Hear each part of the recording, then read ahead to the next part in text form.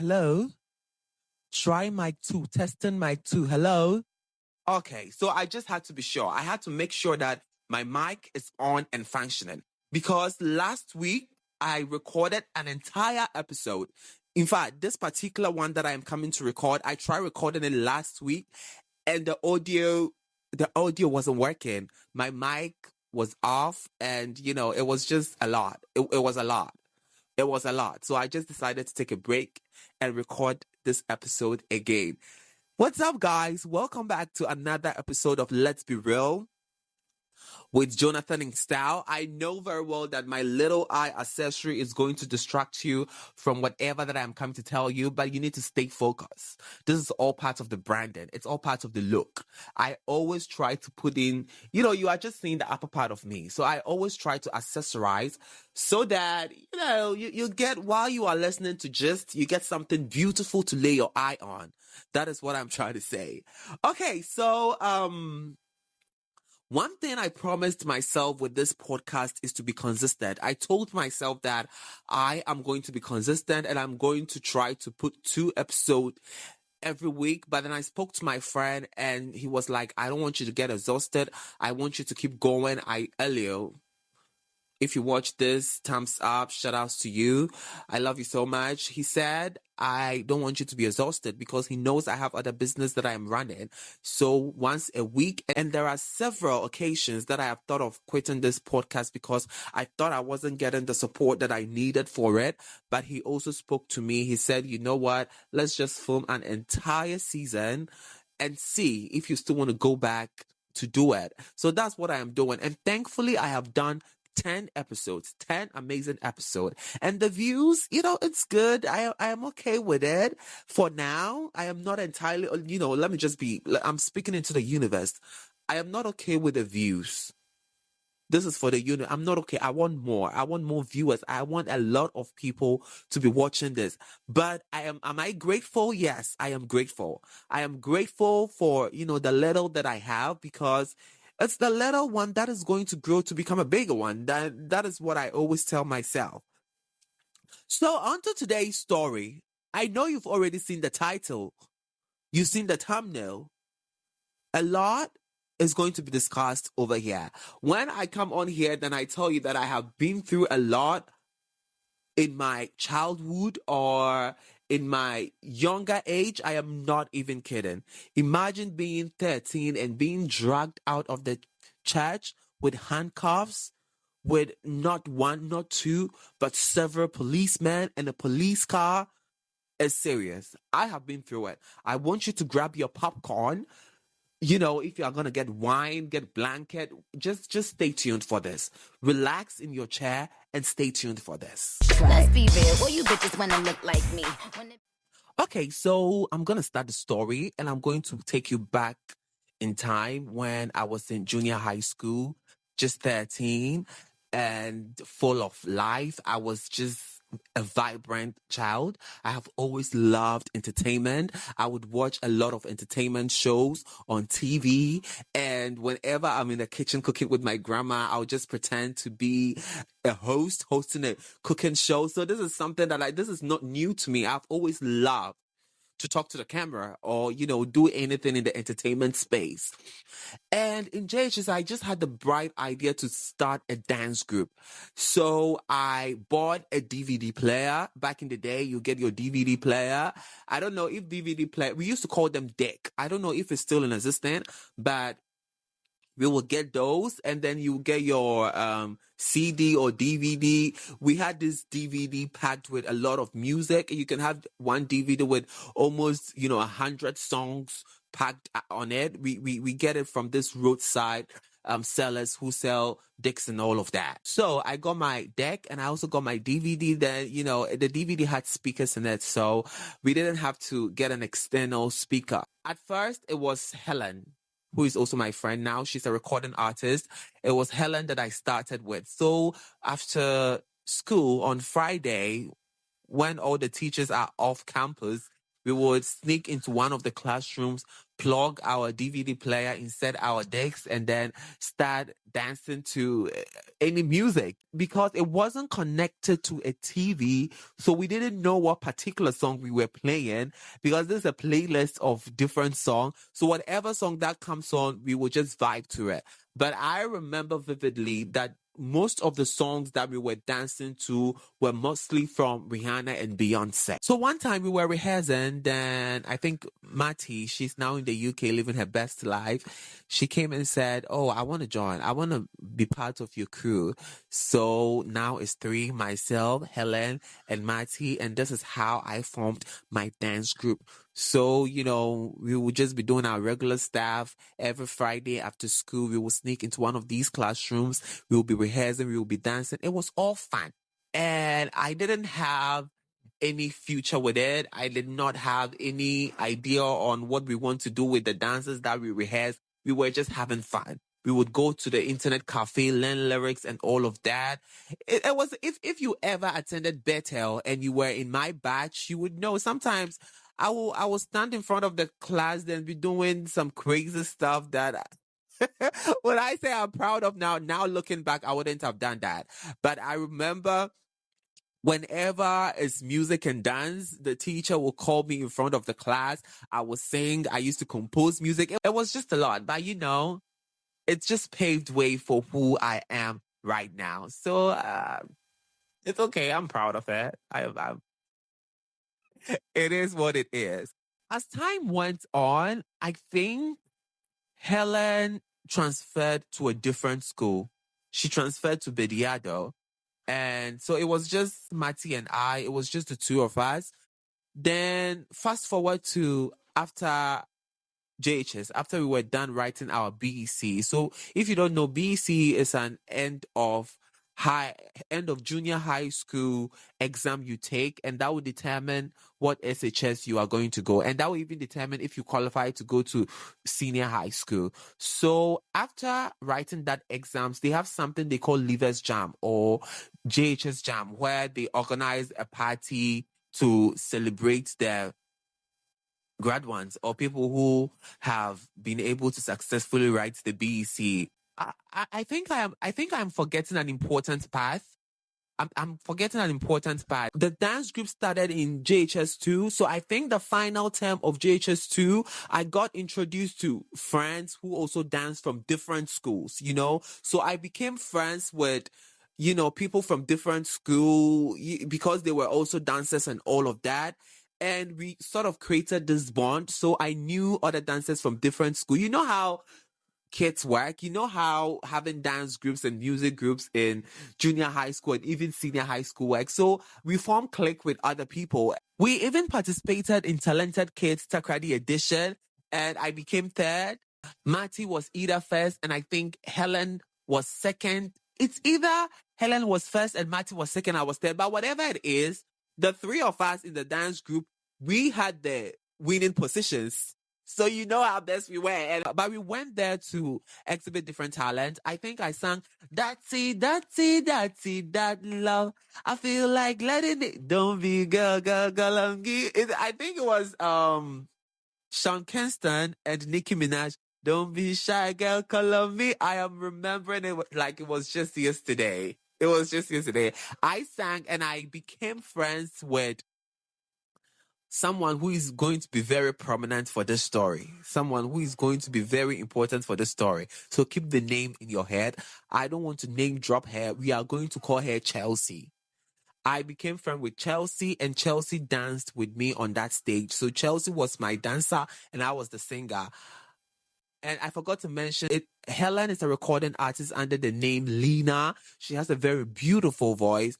Marty is living her best life in the UK, like I mentioned. She didn't do anything in the entertainment space. She went ahead and she went to Miss Malika and she placed first runner up. Yeah, I think she just decided not to deal with the entertainment space because of what she saw. So let's just keep it as that. So we wrote BEC. We completed, and there was supposed to be a Leavers Jam. And Chelsea and I, because of the bond that we've created, she became part of my dance group. Mind you, now Lena is in a different school, Helen. So she was no more part of the dance group. And Marty, we had a little misunderstanding, kid misunderstanding. So after JHS, or when we were writing the BEC, we were not cordial. I don't know. I don't remember what it was, but I remember vividly that we were not speaking around that time, so it was myself, Chelsea, and two other friends. I don't want to mention their name. They will be very cool. And a quick disclaimer. Whoever I mention in this story or whoever who is relevant to the story, I am very cool with them. We are very okay. Recently, Chelsea and we spoke. She checked on me. Everything is fine. I just feel like it's a funny story and I want to share. Is it fun? It's not a funny story. It's a story that I want to share. Now I remember it to laugh, but before it wasn't funny. So I am cool with everyone that I state in this kokonsa. So I am cool with everyone I mentioned in this story time. Follow me. So it was myself, Chelsea, and two other friends from different school. We will go to Chelsea's house to rehearse. Chelsea's father was a police head. If I say police head, it was the chief inspector of police or something. So, they had the nice apartment in the police barracks. Her mom was selling pork meat. It was very delicious. Seasoned pork meat, and she had a little bar. So we will go there, rehearse. The mom will make us feel at home. The family was beautiful and they were good. They were very good to all of us. So we rehearsed for this leavers night or leavers jam. We went to register. We were fully prepared for the show. We had made noise. They have seen our dance moves. And I remember we were going to dance to one Sierra song and Beyonce's Diva. Na Na Na Diva is a female version. That was the song we were going to, dance to. So we rehearsed. We were ready to set up to go and perform. We had our costumes ready, only to get to the night of the event. And, Chelsea's mother is telling us that she's not allowing Chelsea to come with us. I was like, why? And she said Chelsea just abused time. She doesn't know when to come home. She doesn't know that it's getting late, so she should come home. And first of all, Chelsea did not write BEC that year. They were my junior. I was the senior. They were my junior, just that they were in different schools. So all my other dancers, they were my junior. So I was like, okay, fine, that is understandable. And I loved Chelsea so much. Our friendship was on a different level. We clicked like this. We became so close. So I was like, if Chelsea is not going to perform, then I guess we're going to call it off. We're not going to perform. So myself and the other dancers, we left. So me, I had my clear mind. I had my clear conscience. I know for a fact that I am not going to perform. So I went home and I went to sleep. It was a Saturday. I woke up the following Sunday. I brushed my teeth, took my bath, put on my nice outfit, and headed straight to church. Church service was going on. I was praying, I was singing, oh God, I have lived for the Lord and I'm still living for the Lord. No matter where I go on a Saturday, I'll wake up the next morning to go to church. That is how I didn't play with church. We were in church and then one of the junior pastors came to call me. I'm like, what is going on? Then he said, oh, there are some policemen with your aunt waiting for you. I'm like, policemen? I got there and I saw Chelsea's dad with five. I couldn't count, but there were a lot of them, a lot of policemen. And immediately they dragged me out. They questioned me, where is Chelsea? Chelsea has gone missing. They have been looking for Chelsea and they can't find Chelsea. And they know that I have kidnapped. I'm going to say exactly what they said. They traumatized me. They said I have kidnapped their child. And this is where the story get interesting. So they put me in one of the police cars and they put my auntie back. So my auntie, this story makes me miss my mom so much sometimes because I felt like as a mother, knowing their child and knowing how innocent their child is, there is no way they are going to lead a police convoy or, a team of how do they call a group of policemen? Whatever it is, there is no way my mom, my Beth mom, is going to bring policemen to come and arrest me in church. A mother will do everything it takes to protect her child. But this auntie of mine, we had our own differences around that time. It was just a lot. I don't want to go back to it. She led this man. Oh, I have from what from when that sort of thing. They handcuffed me. They put me in the police car. And as we were going, all I could think about is, what are they going to do to me? Because they were threatening me. We will beat you. We will arrest you. We will put you behind bars if you don't provide Chelsea. And I genuinely don't know where Chelsea is, because I left Chelsea in her house and I also went home. So everything they were saying just sounded so new to me. So I kept praying. I was crying, and I wasn't even crying tears, but I knew I was crying. And I could just feel the spirit of my mom with me. So I was just praying, God, I came to church. I'm innocent. Please prove yourself. Do something. Prove yourself. Do something. Prove yourself. We passed through Park Grant's roundabout. The church that I attended, they hold the church if you know Takrady very well, it wasn't Poly. I think it was TTI. TTI. That's where they used to hold the church. So we passed through Park Grant's roundabout. We passed through GSTS. And if you know GSTS very well, when you pass by the school gate a little, they have this planted trees with bench and where the students sit sometimes when they receive this. I don't know, but it was just a relaxation place. And one of the policemen screamed, "That is her over there." We turned and Chelsea was there with her pillow and some of her clothes sitting under the tree. I signed a sign of relief. And I'm like, okay, so are they going to still let me go, or they are going to hold me? And they drove us to town and they dropped my auntie and I, and they took the handcuffs off. And I was looking at my auntie like, inside you thought they were going to beat me and arrest me simply because you don't like me. And I had not done anything to this, my aunts, honestly. So, it happened. They left us, and now we had to go into a car and go home. So I went home. It was a very sad situation. It was a very sad situation. I don't want to bring my grandmom into this, but they all let it happen. Oh, God, fuck it. Sorry. Yeah, so fast forward to it.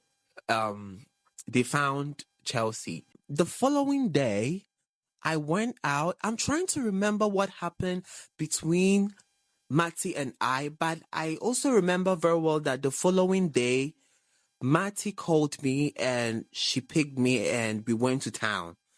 So it wasn't, I don't think we were not on talking terms, but I think she said she didn't want to dance or something like that. But we went to town and people were pointing fingers at me. If I tell you people were pointing fingers at me, it was that serious. So Matty told me that they actually came to her house to question her because they knew that we were friends. Matty took them to my grandmother's house. That is my father's mom's house, because that's where she knew that I was staying, but I had left there to my mother's side of the family. That's how chaotic my childhood was.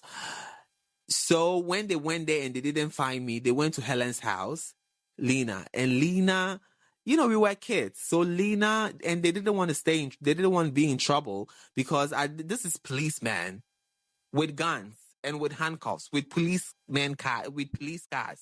Not behind policeman cars.